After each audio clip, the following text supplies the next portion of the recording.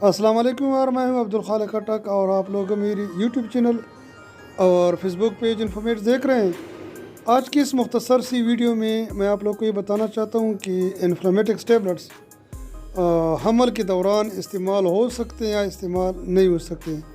دیکھیے جی، یہ naan steroid inflammatory drugs ہے، دوسری درد والی گولیوں کی طرح، جس کے آپ کے وورین وغیرہ ہے، ڈیکلو ہے، جس طرح اور گولی ہے نا، تو یہ بھی جو آپ لوگ بالکل استعمال نہیں کر سکتے ہیں، کیونکہ اس کا بڑا سائیڈ ایفیکٹ یہ ہوتا ہے کہ یہ جو بچہ ہوتا ہے یا بچی ہوتی ہے، نیو بورن کی میں بات کروں، اس کے لیے بہت بڑا مسئلہ ہو سکتا ہے۔